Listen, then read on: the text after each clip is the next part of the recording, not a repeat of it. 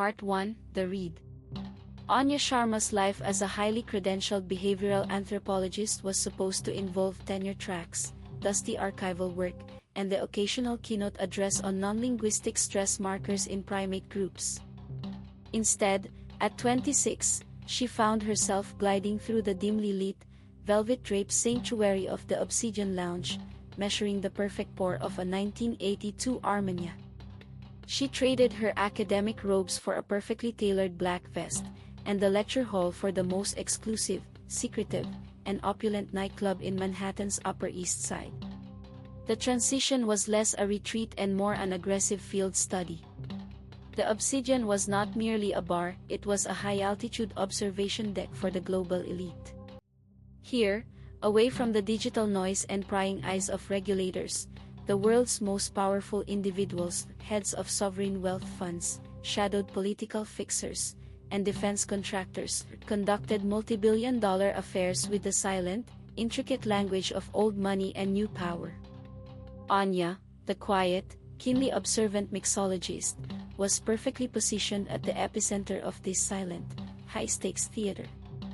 Her primary subject, though he remained blissfully unaware of her intensive, non-stop data collection, was Darius Thorne. Thorne was not merely wealthy, he was the architecture of modern global security, the founder and head of the Citadel, a private intelligence and security firm so ubiquitous and powerful it was often referred to simply as the Wall.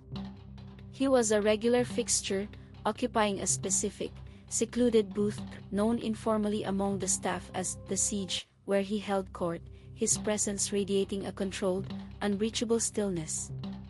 Darius was an anomaly in the Obsidian's landscape of performative power. Where others postured, he simply was. His interactions were sparse, his gaze rarely lingered, yet he missed nothing. For Anya, studying Darius was like trying to analyze the structure of a diamond in motion, complex, flawless, and lethally sharp.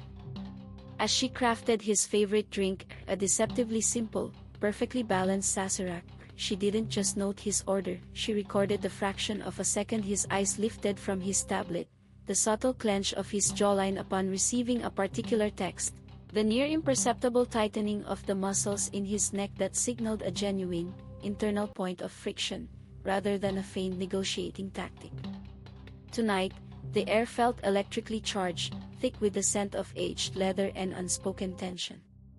Darius was meeting with three men introduced in the reservation log only as the Phoenix Group, ostensibly venture capitalists eager to acquire a stake in the Citadel's newest encrypted communications venture. They were the picture of corporate aggression, crisp suits, practiced laughs, and an aura of relentless ambition. But Anya, with her finely tuned professional eye, saw the dissonant threads woven into their performance. She watched one of the investors, a man named Julian, signal the waiter, a usually unflappable young college student named Sam, for a water refill. The request itself was mundane, but Anya noted Sam's microtremor as he approached the table. She immediately dismissed the possibility of him being nervous around Thorne. Sam had served him dozens of times. The unusual factor was Julian. His gaze, fixed ostensibly on Darius, carried a peculiar, syncopated flicker, a rapid, almost panic sequence of saccades that didn't match the calm, predatory smile plastered on his face. The true tell, however, was in the breath. Anya had spent her academic life mapping the physiological responses to deception. A typical high-stress negotiation induces a steady, shallow respiratory rate. Julian's, however, was hyperregular, almost unnaturally metronomic, the breath of someone actively suppressing panic and focusing intensely on a pre-planned physical task. And as Sam leaned in to pour the water, Julian's left hand, resting on the table, curled inward with a pressure that was clearly crushing the cocktail napkin beneath it. His gaze directed Sam's hand not towards the glass, but towards a narrow, barely visible slot beneath the edge of Darius's custom-built table, a table supposedly impermeable to external tech. Sam, his own breath hitched in a shallow gasp, was clearly about to insert a small, disposable USB drive, disguised as a metallic pen cap. The act was too perfectly orchestrated, too subtly timed to be a simple waiter error. It was a perfectly camouflaged digital violation. Panic was a luxury Anya could not afford. The breach was happening now. She needed to trigger an alert only Darius would understand, a signal that would activate the Citadel's embedded security countermeasures without alerting the three men, who were ready to flee at the slightest sign of suspicion. Anya recalled a seemingly irrelevant detail she had catalogued weeks ago, Darius's reaction to a misplaced coaster during a particularly dull meeting. A low-grade annoyance had manifested as a slight, almost imperceptible twitch of his index and middle fingers, performed together, a half-inch vertical movement against the dark wood of the bar. It was a gesture of dismissal and impatience, a mental cancel command that had become an unconscious tick. Steeling herself, Anya lifted the sazerac she had just prepared and approached Darius's booth. She didn't speak. As she placed the drink down, she deliberately let her hand linger for a half-second too long.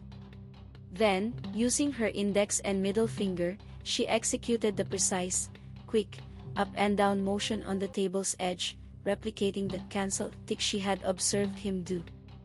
It was non-verbal, non-threatening, and perfectly camouflaged as a bartender smoothing out a table wrinkle.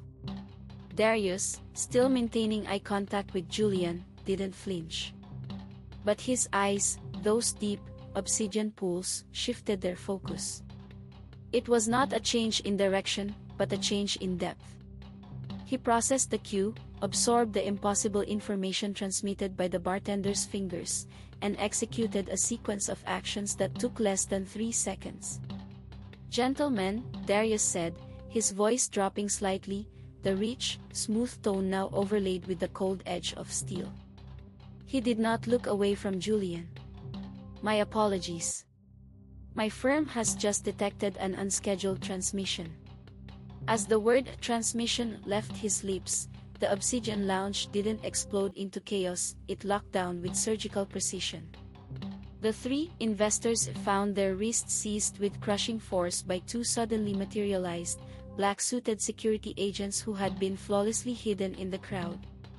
Simultaneously, a near-silent digital pulse swept through the room, frying the sophisticated malware Sam was desperately trying to insert.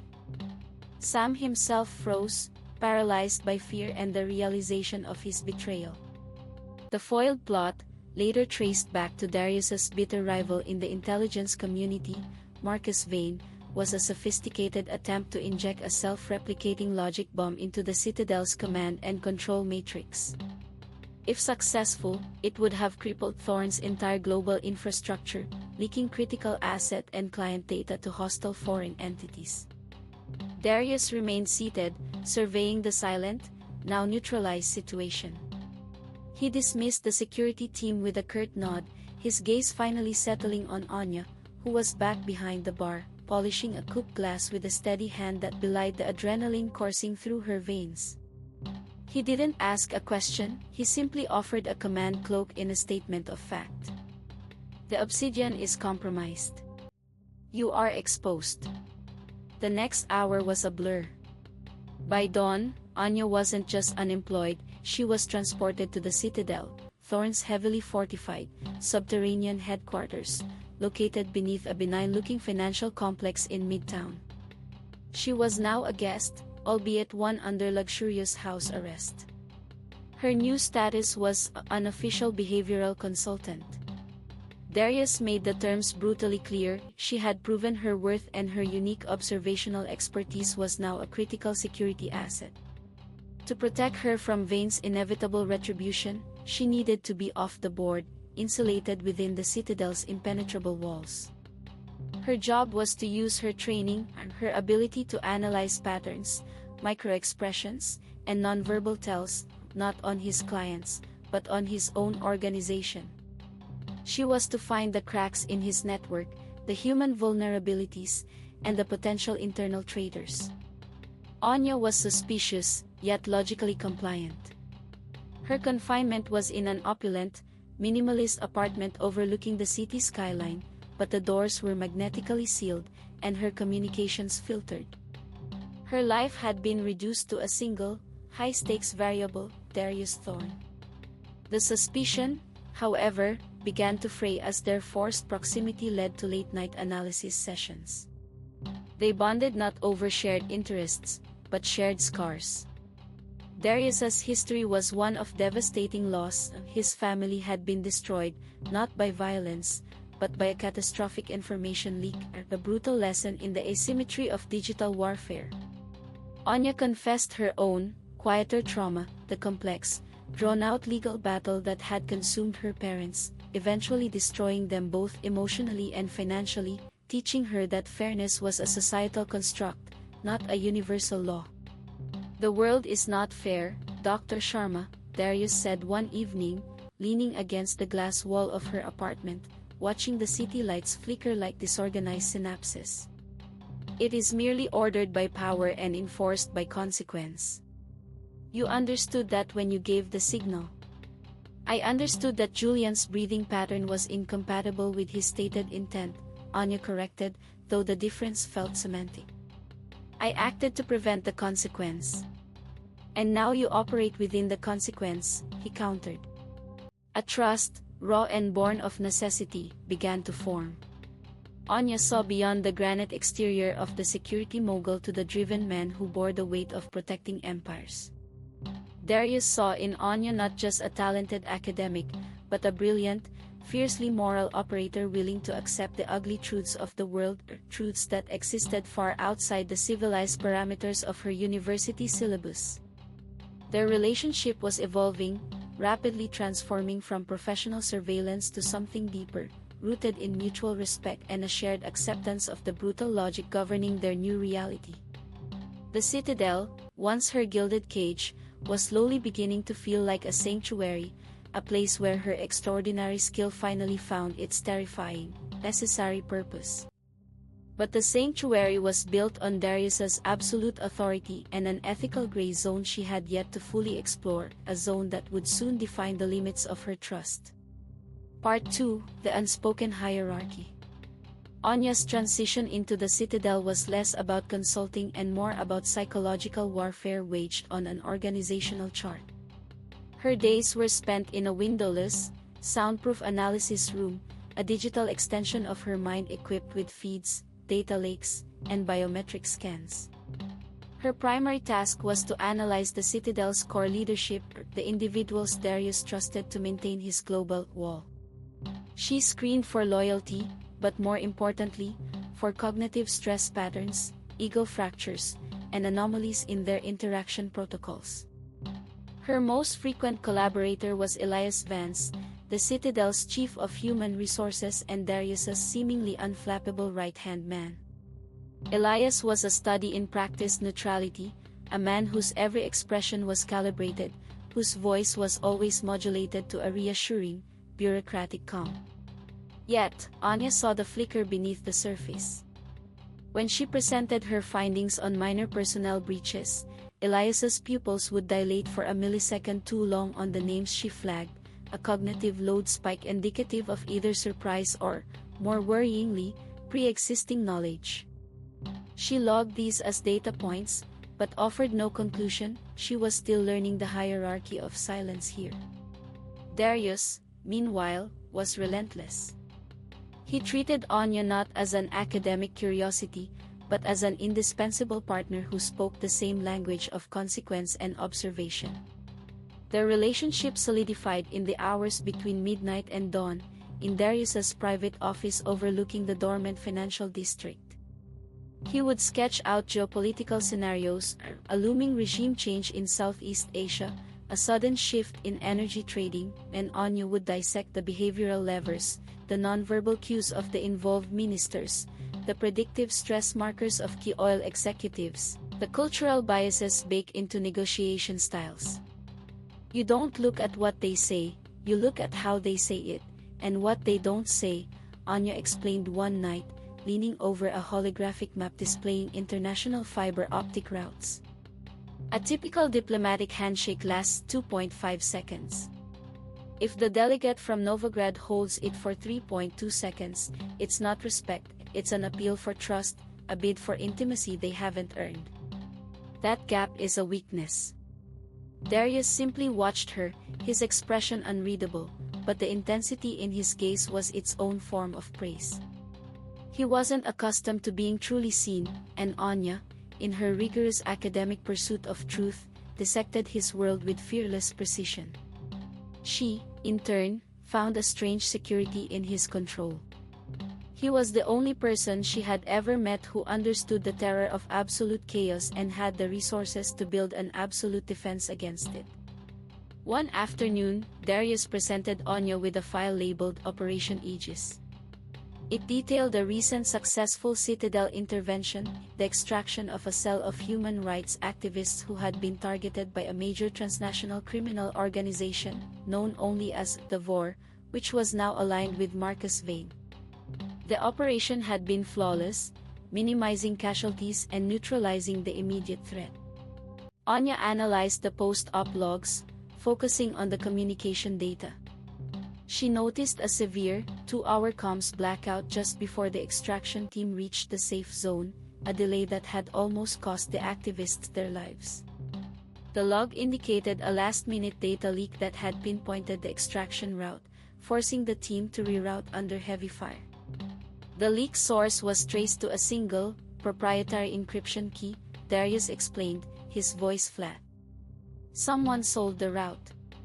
A mole, leveraging insider access to the Obsidian's network logs from the time you were there. The internal investigation led to Leo Finch, a young, brilliant freelance hacker who had occasionally provided specialized, high-security code review for the Obsidian's proprietary systems. Leo had been a fixture at the lounge, easily recognizable by his wireframe glasses and perpetually nervous energy. Anya had often served him coffee, observing his high-frequency blinking and rapid hand movements, classic signs of extreme, often drug-fueled, cognitive overload. The official report stated that Leo Finch had been apprehended and was currently in long-term containment, providing valuable intelligence. Darius closed the file with a decisive click, signaling the end of the inquiry into Finch. But Anya's behavioral antenna had been violently activated. The severity of the data leak, endangering an entire team and the protected assets, didn't match the relative banality of the described containment. Darius's reaction was too controlled, too final. He hadn't shown her the file for an organizational audit, he had shown it as a justification, a warning. The official version felt clean, but Anya lived in the dirt of human inconsistency. She couldn't shake the sense of an incomplete narrative, a missing piece of the dataset. Over the next few days, using her unrestricted access to the Citadel's internal analytical infrastructure, given her role as weakness analyst, she began a quiet, unauthorized dig into the Leo Finch incident. She didn't need to break into firewalls, she used her analytical tools to search the vast, decentralized server logs for any deviation, any record marked by an unusual timestamp or an altered header. Finally, buried deep within a rarely accessed, highly encrypted archive dedicated to terminated assets, she found a small, corrupted audio file, its metadata deliberately scrambled. It took her 36 hours of continuous, focused work to strip away the obfuscation. When she finally managed to decrypt and play the file, the sterile silence of her analysis room was shattered by two distinct, chilling voices. The first was Leo Finch, his voice tight with desperation and fear. "I didn't know the full extent, Mr. Thorne. They just wanted the routing protocols. I gave them a ghost key, a week's delay." The second voice was Darius Thorne's. It was not the smooth, commanding tone she was used to, but something deeper, colder, and utterly devoid of human warmth. It was the voice of pure, detached judgment. "The ghost key cost me 6 lives and almost compromised the Aegis team.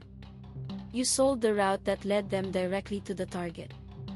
In this world, Leo, the consequence for that action is singular and absolute." The file continued for only another 45 seconds, a muffled sound, heavy and wet, followed by the quiet, methodical breathing of Darius Thorne, before the click of the recording device ceased. There was no doubt. Darius had personally, coldly, ordered and overseen the termination of Leo Finch. That containment was a lie. Anya stumbled back from the console, the taste of ash in her mouth. The world tilted violently back into chaos. This wasn't the gray zone, this was the ethical black hole. She had accepted that Darius operated with ruthless efficiency, that he bent the law to protect his interests and his clients. But this was cold, calculated execution, carried out under his direct, silent command. It was a breach of her core morality, an act so profoundly detached from her concept of civilized consequence that it felt like a physical wound. The beautiful sanctuary, the mutual respect, the shared understanding of the world's brutality, it all evaporated, replaced by the terrifying realization that she had fallen for the persona, not the operative. Darius Thorne was not just the wall, he was the hammer that crushed anything that threatened its foundation. Her path was now clear. She couldn't stay. To remain was to implicitly endorse the execution, to become a silent partner in the atrocity. Within the hour, Anya had packed a single, untraceable bag containing only essentials and the encrypted drive holding the audio evidence. She used her knowledge of the Citadel's behavioral protocols, the times of shifts, the predictable patterns of the perimeter guards, the psychological blind spots of the surveillance system she had helped them reinforce, to plan her escape. She knew she couldn't simply walk out. She used a minor system update she had previously recommended, a temporary diversion of surveillance focus from the service elevators to the main vault door during shift change, to create a 27-second window. She bypassed the magnetic lock of her apartment using a sequence of electric pulses learned from a retired Special Forces document she had audited, and took the service elevator down, exiting the Citadel and disappearing into the frenetic anonymity of Midtown Manhattan. Her destination was the one place Marcus Vane wouldn't think to look for a Citadel asset, the West Coast. She needed distance, safety, and most importantly, access to someone who still believed in the rule of law. She booked a last-minute flight to San Francisco, heading straight for the only person she could trust, the anchor to the world she had abandoned, her older sister, Anya Sharma, a sharp, unyielding human rights attorney. Anya knew the risk this posed to Priya, but she also knew that Darius would trace her, and that only the public light of a formidable legal mind stood a chance against the Citadel's pervasive darkness. She was running toward safety, unaware that her flight had just painted a target onto her sister's back. Part 3: The Cost of Consequence. Anya Sharma landed in San Francisco, the city's cool, fog-laden air a sharp, clean contrast to the pressurized, conditioned environment of the Citadel. The anonymity was temporary, a thin veil she knew Darius Thorne's reach would tear through within hours, if not minutes. She found her sister, Anya Sharma, in her small, bright office overlooking the bay, an office filled with stacks of case files and the determined energy of someone who believed absolutely in the structures of justice. Priya, 32, sharp-eyed and composed, took one look at her sister, the expensive, slightly disheveled clothes, the haunted look in her eyes, and knew the sabbatical had been anything but academic. "Anya, what have you done?" Priya asked, closing the door and crossing her arms. Anya didn't waste time on pleasantries.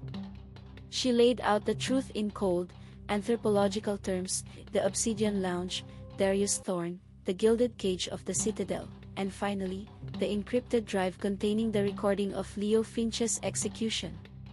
Priya listened with professional skepticism that slowly curdled into horror. A private intelligence CEO is a tyrant? Not shocking. But you assisted him, Anya. You were analyzing his weaknesses, and then you ran when you discovered his actual methods.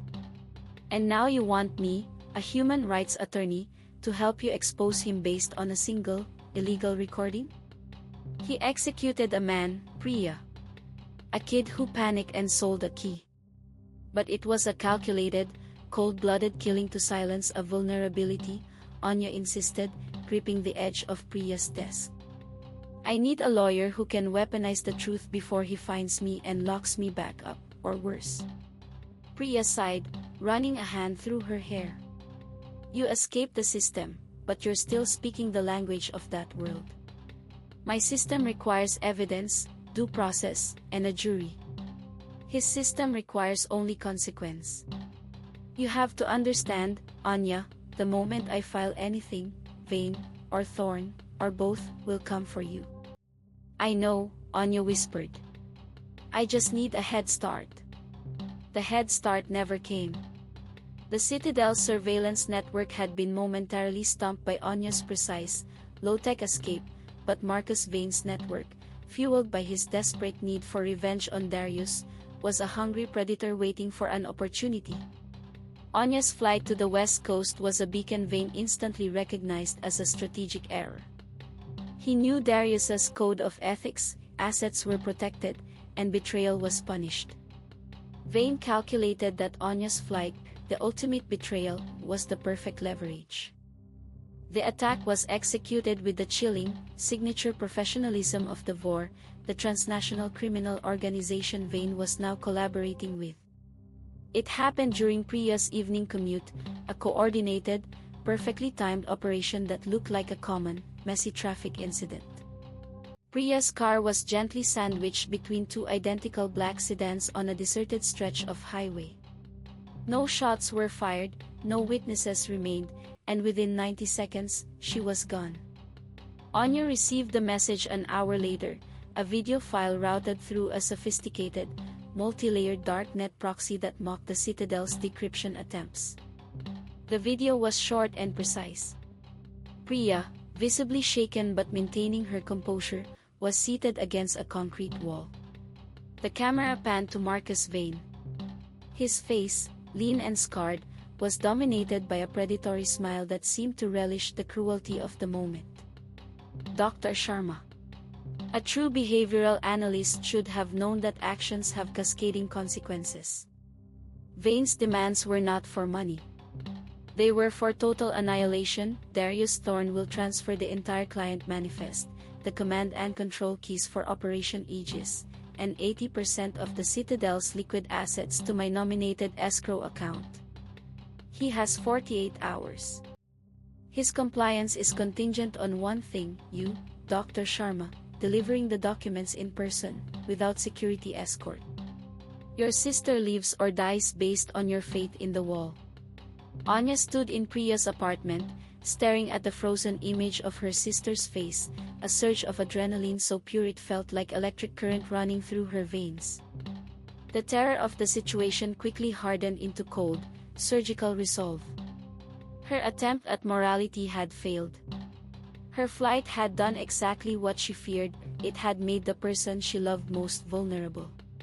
She recalled the audio file, Leo Finch, desperately pleading, claiming ignorance of the full consequences.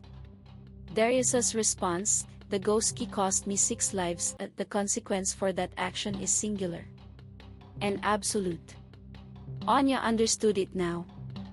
Darius hadn't killed Leo out of rage or simple cruelty. He had executed a threat vector to protect the entire organism, the Citadel, the assets, the stability it enforced. It was a cold, ethical utilitarianism that she had previously judged as monstrous. Now, with Priya's life hanging in the balance, Anya understood that in this world, there was no time for juries or due process. There was only the singular, absolute action required to prevent catastrophic loss. The realization was a crushing, final acceptance of the world's true, brutal operating system. The academic in her died completely. The operative was born. She used the emergency satellite phone Darius had insisted she keep, dialing the secure, single-use line. It rang once before a voice, rough and strained, answered. Thorne. It's Anya. Marcus Vane has Priya. Her voice was steady, void of emotion. She relayed Vane's demands: the location of the drop point, a high-security storage unit in Zurich, and the 48-hour clock. There was a silence on the line, heavier than any she had ever experienced. You left, Darius finally said, the accusation a blade of ice. You broke protocol, exposed yourself, and compromised the entire structure to take a moral stand. I made a mistake in calculation, Anya corrected him, her voice hard. I applied academic ethics to an operational problem. I have corrected the error. Vane is using Priya to get your client manifest, not just to bleed you. He wants to tear down your wall in the most theatrical way possible. He believes I am the weakness. I am now the asset. You expect me to accept your return and risk my entire organization for a hostage situation you initiated with your defection? Yes, Anya said simply. Because you won't let Priya die. Not just because of me, but because if Vane compromises the manifest, it destabilizes half the Western financial structure. You don't make choices based on emotion, Darius, you make them based on the minimum necessary cost to ensure maximum stability. Right now, the minimum necessary cost is to activate your war machine and use my behavioral expertise to win this. You need the hammer, and you need the ice. I'm the ice. Darius did not argue. He only said, get back to New York. Secure channel, private jet. We meet in the planning theater, not my office. No further contact until touchdown. The return flight was the fastest journey of Anya's life, a blurring ascent into the reality she had initially rejected. She walked back into the Citadel not as a prisoner, but as a supplicant warrior, offering her brain as a weapon. The reunion was tense, devoid of the complex intimacy they had shared months before.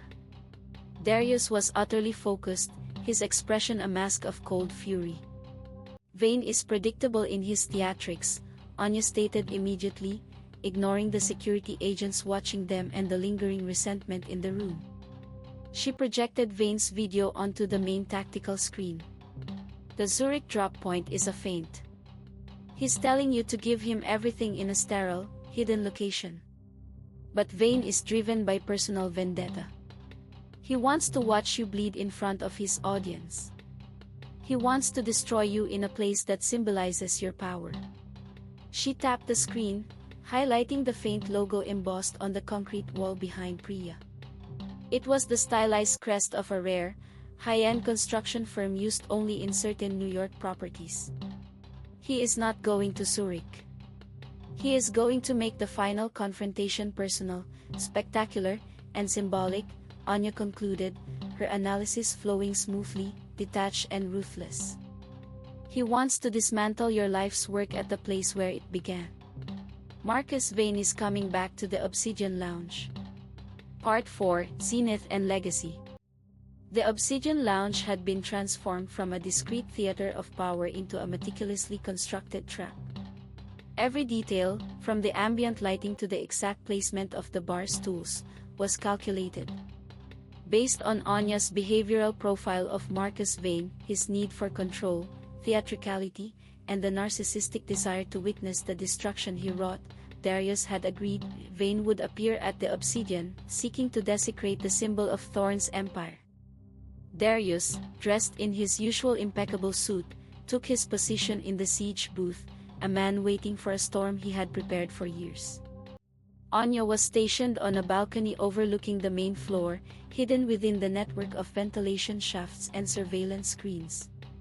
Her role was not combat, but observation. She was the human sensor array, tasked with reading the entire room, every microtremor, every dilation, every misplaced glance, to anticipate Vane's secondary plays. The primary objective was simple: secure Priya and neutralize Vane. The secondary objective, known only to Darius and Anya, was to identify the internal leak that allowed Vane to track Anya's flight in the first place, an asset who knew the Citadel's protocol vulnerabilities intimately. Marcus Vane arrived exactly at the prescribed time, sweeping into the empty lounge with a confidence that bordered on maniacal. He was flanked by 6 heavily armed operatives from the VOR. They were not subtle, they were there to intimidate. Vane stood in the center of the room, savoring the silence. "Thorne," Vane's voice echoed, smooth and venomous. "We meet where it all began. Have you brought the manifest, or just a martyr? I brought the consequence, Darius replied calmly from his booth. As Vane prepared to escalate, Anya's attention was ripped away from the invaders and fixed onto the one person she hadn't expected to be present, Elias Vance, the chief of human resources. Elias had claimed to be overseeing the security lockdown from the lower levels, but he stood now near the entrance, ostensibly monitoring the Citadel's remote feeds. Anya watched Elias's hands.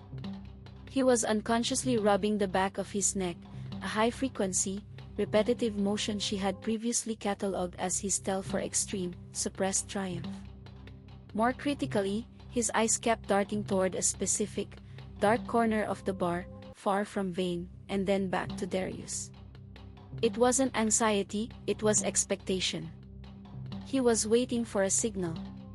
Anya's mind raced, piecing together the inconsistencies, the long pupil dilation when she flagged internal breaches, Part 2, the perfect timing of Vane's reaction to her San Francisco location, Part 3, and now, the physiological excitement of seeing Darius cornered. Elias hadn't sold the manifest, he had sold the timing. He was the internal sabotage, using his access to the Citadel's personnel data and security protocols to empower Vane out of deep-seated, personal resentment, perhaps years of being Darius's shadow, never his equal. Vane is the spectacle, Elias is the trigger. Anya reached for the secure comms embedded in her earpiece, her voice a calm whisper that cut through the silence in Darius's ear. Darius, ignore Vane. Check the network node under the west pillar, 5 o'clock from Elias. It's a dedicated comms bridge Vane's team is using, running off a Citadel ID. Vance is the source. Darius didn't question the sudden, precise pivot. He trusted her read. Elias, Darius called out, his voice sharp enough to make Vane pause. Did you clear the access logs for the service tunnel? Elias froze, his practice come shattering. The question was a low-level protocol inquiry, but the timing was the trap. In his fear of exposure, Elias couldn't hide his guilt. He responded with a fractional delay that confirmed his cognitive load. I did, sir. All secure. That delay was all Darius needed. At the same moment, one of the Citadel snipers, positioned exactly where Elias's eyes had been darting, fired a silent taser dart, neutralizing the operative who had just activated Vane's crucial comms bridge, the hidden link that allowed Vane to maintain command of Priya's holding location. The distraction was enough. The Citadel's counter-assault team, hidden in the club's complex architecture, moved with lightning speed, neutralizing the VOR operatives while Darius himself engaged Vane. In the ensuing chaos, Anya provided constant updates on enemy movement and stress levels, effectively guiding the rescue team to Priya, who had been held captive in the sealed sub-basement of the building, the very heart of the Obsidian's physical structure. Priya was secured and evacuated. Darius, leaving the combat zone to his team, pursued Marcus Vane, who had fled toward the central server core, located directly beneath the lounge. Vane's ultimate goal was confirmed. If he couldn't destroy Darius with money, he would destroy him with data, releasing the full, unredacted client list of the Citadel into the public domain. The final confrontation occurred in the cold, humming server room. Vane was seconds away from executing the master data leak when Darius cornered him. The fight was swift, brutal, and utterly final. Darius Thorne enacted the singular and absolute consequence one last time, ensuring the wall held firm. 2 years later, the scent of antiseptic and polished glass replaced the smoky air of the Obsidian. Dr. Anya Sharma Thorne, 38, sat in a high-back ergonomic chair overlooking the Manhattan skyline, this time, from a purpose-built, secure penthouse office directly above the Citadel. She was no longer the unofficial consultant. She was the Director of Behavioral Strategy for the Citadel, a title that accurately encompassed her power. She managed the geopolitical analysis, psychological profiling of global threats, and, most crucially, The rigorous internal screening process that prevented any future Elias Vances from rising in the ranks. She had completely integrated. The academic rigor remained, but it was now overlaid with the pragmatism of a field operative who understood that protecting good often required enacting evil. A gold wedding band gleamed on her finger. She had married Darius Thorne 6 months ago, exchanging vows in a ceremony as quiet and fiercely protected as their empire. A subtle warmth spread through her abdomen, and she placed a protective hand on the slight swell beneath her tailored black dress. She and Darius were expecting their first child. A knock on the door, and Darius entered, looking every bit the unyielding architect of security, yet with a softening around his eyes that was reserved solely for her. "The Japanese delegation's flight just landed," he said, leaning over her desk. "Pre-briefing on their lead negotiator?" Anya smiled, a genuine, content expression that held the sharp edge of awareness. She picked up a thick file. "Delegate Sato? He exhibits an anticipatory blinking rate increase of 14% when he's about to cede a point. Use that pause to transition to the infrastructure contracts. And Darius," she added, meeting his gaze, "tell him we accept the world as it is, not as it should be."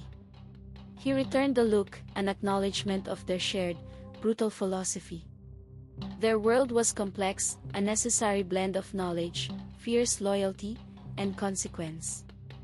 They had built an empire on the ruins of their former lives, an empire they would protect with absolute vigilance.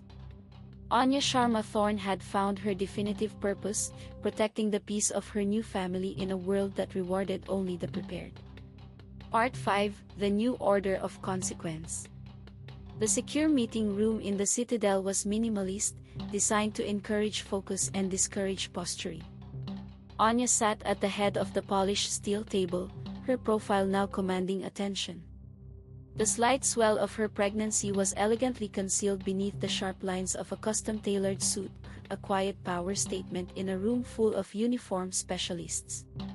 She was briefing the senior analysts on a new threat matrix, the slow, corrosive infiltration of a key European financial consortium by an unknown state actor, likely utilizing highly sophisticated psychological warfare techniques rather than brute force cyber attacks. "Look at the patterns," Anya instructed, tapping the screen to bring up a dynamic model of organizational interaction. "The financial hemorrhaging isn't coming from a phishing scheme or malware. It's coming from manufactured indecision. The key players, the CFO, the head of compliance, the chief legal counsel are all experiencing identical, non-organic hesitation patterns in their decision cycles. Their confidence is being systematically undermined." One analyst, a former counterintelligence veteran, cleared his throat. "Dr. Sharma Thorne, are you suggesting they're being hypnotized?" Anya suppressed a wry smile. "I'm suggesting they are being targeted by highly specific behavioral triggers designed to induce cognitive dissonance and choice paralysis. The result is the same: the organization is unable to defend itself from within. We stop looking for the code and start looking for the puppet master's strings." Her expertise was now invaluable. She was the Citadel's early warning system, predicting strategic threats not through technical data streams, but through the universal frailty of the human mind. The systems she implemented, designed to flag even the smallest anomaly in an employee's stress hormone levels or communication cadence, were her new anthropological field notes, data points essential for preserving the global balance. Later that evening, in their secure penthouse apartment, Darius watched her from across the room. He rarely allowed himself visible downtime, but tonight, the weight of the world seemed to momentarily lift in the quiet solitude they shared. "Sato signed the infrastructure contracts," he informed her, pouring 2 glasses of sparkling water. "Your analysis on the blinking rate was precise. He ceded the Port Authority rights exactly during the pause you predicted." Anya accepted the glass, her fingers brushing his, a connection that had survived the fire of revelation and betrayal. "Behavioral science, Darius, is the ultimate leverage. People are predictable when they believe they are in control. She thought back to Leo Finch, the young, panic hacker, and the grim necessity of his death. She thought of Marcus Vane, consumed by his own ego in the Obsidian sub-basement. She no longer felt guilt for her acceptance of Darius's methods, she felt responsibility. She had traded the abstract morality of academia for the concrete, terrifying morality of consequence. The world they inhabited demanded a steady hand, willing to deliver the singular, absolute verdict to protect the collective. Anya walked to the window, gazing out at the vast, illuminated grid of Manhattan, the city she now helped police from the shadows. She placed both hands over her abdomen, feeling the gentle, internal presence of their child. I used to wonder how I could raise a child in this world, a world we know is governed by such brutal, unseen forces.